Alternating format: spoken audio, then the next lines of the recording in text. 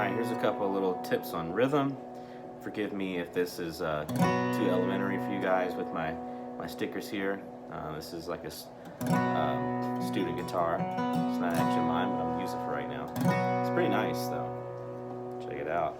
Alright, so I took a guitar rhythm workshop with Orange Star many years ago. Probably, I don't know, 10, 15 years ago. And he talked about the boom chuck or the boomba chucka method kind of thing. And I'm going to start off first with just the boom chuck. It's kind of what my dad used to play when I was growing up, and it's just basically like the bass and the mandolin, like this.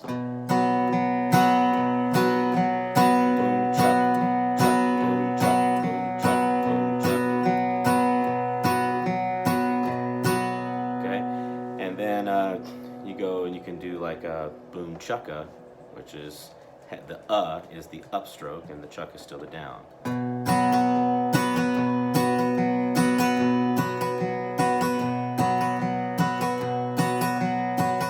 You know, that kind of has its place.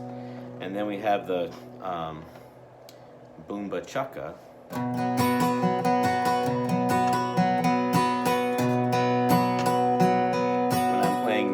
I'm on capoed in B, but I'm playing a G chord shape. When I play this, I'm muting the A string, and the boom is the low bass note, and the ba is the G string playing an upstroke, and then the chuck is the downstroke, and the is an upstroke like on the first two strings. All right, and then the next would be like, so it's like boom ba chucka, boom ba chucka, boom ba chucka, boom ba chucka. The second boom is whatever the fifth is of the chord. So in this case, it's actually a B, and then an F sharp is the fifth. If you want to think G chord language, it would be the G that you're fretting on the 3rd fret E string, and then the next one would be the open D string.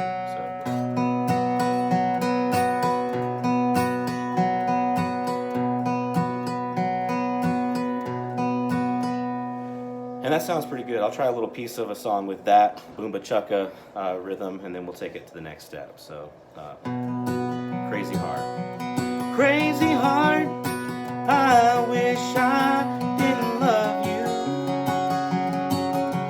and I could turn around and walk away. I've only got a half a mind to leave you. Your crazy heart is driving me insane. Okay, and then we can take it and kind of make the chuck less of a chuck and more of like plucking a single string or two strings, and less of a mandolin chop kind of thing. And then that way you sort of leave the chop portion of the groove or the rhythm pattern up to the mandolin player or dobro or fiddle, whoever is doing the chop. And then you kind of take more of an approach of like playing the bass notes, but with kind of like a banjo roll going.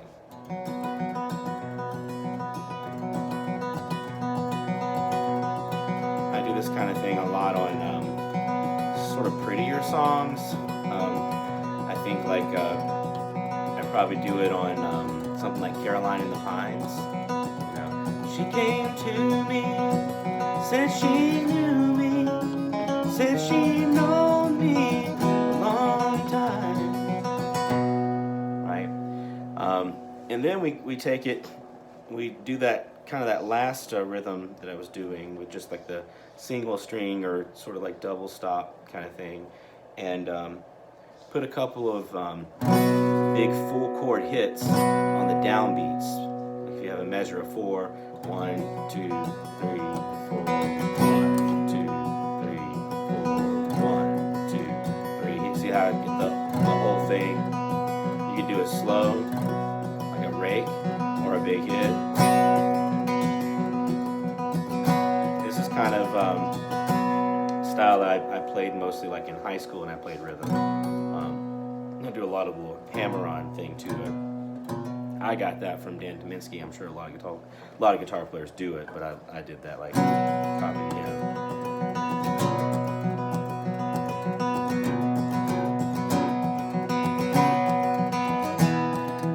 change chords, I'll hit a big stroke on the whole thing. Okay, and then we take it to what I like to think of as like the mash, I guess bluegrass rhythm guitar style. It's made popular for me by Clay Jones when he was playing with Lou Reed in Carolina, and then he brought it on with him to Mountain Heart, and there were many other bands that were doing it by that point.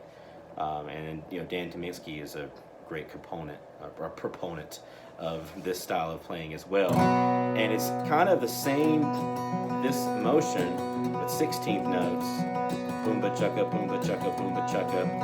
But instead of hitting individual strings, you're kind of dancing, and you're not always hitting the bass notes unless you really want to. And then sometimes you might accent another part of the beat, like the mandolin chop, like that, but not constantly. You might do it.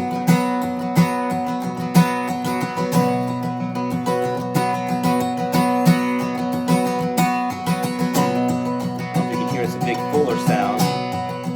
And I'm not just moving my hand doing nothing. I'm purposely conscious of what rhythms I accent in the beat, the parts of the beat that I accent. 1 E and a 2 E and a 3 E and a 4 E and a 1 E and a 2. That was accenting the E's. So we'll try the Crazy Heart again. Crazy heart, I wish I didn't love you, and I could turn around and walk away. I've only got half a mind to leave you. Your crazy heart is driving me insane.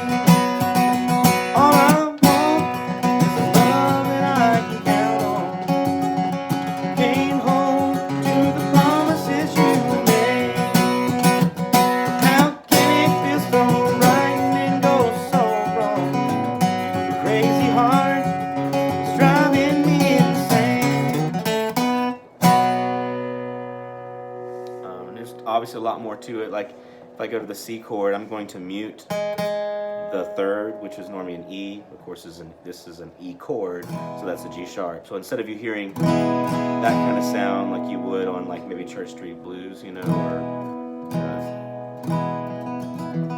prettier songs, more Pretty Girls Than One, things in the key of C. Instead, I'm going to take that out, and when I'm playing in the out of the G shape, when I go to the 4 chord, which is the C, I'm going to take that third out unless I really want. And I'm sometimes muting the first string with part of my fingers. I think it's probably like my ring finger, or actually it's right here by my ring finger and pinky that's touching it. And then, I might still use it sometimes. So, maybe, think of a song. See 9-Pound Hammer. Well, the 9-pound hammer is a little too heavy. Funny for my size. Funny for my size. Well, roll, buddy. Don't you roll so slow. How can I roll when the wheels won't go? So there's probably plenty of little rhythm tricks in there. I can't really talk right now. Just remember, we got the boom chuck, you got the boom ba chugga, you got the boom ba chugga, boom ba chugga. You've got the style where you're individually playing those strings like that, but you're not really chucking. It's really light on the mandolin part, especially when you're playing with a mandolin player. And I do this a lot when I don't have a banjo player. And then sometimes throwing in that kind of Dan Tyminski hammer-on thing and hitting those downbeats with a full chord on all the strings. And when we go to the mash, we're going to kind of hit more strings at one time with this same 16th note pattern, and letting like the dynamics of the song kind of carry you along.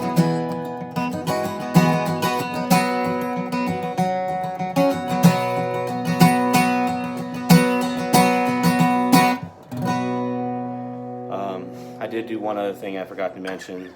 Uh, Sometimes I'm actually going to mute the strings and do a chop when I'm switching chords. I've noticed Dan Tominski does that a lot, and some of the rhythm guitar players that play with him do it. He does it on that sunny side of the mountain. It's really high for me, so I'm going to sing it low. Now don't get me low, darling, while I'm rolling. Just a little thought because I'm going far away. Dum dum dum dum dum dum dum dum.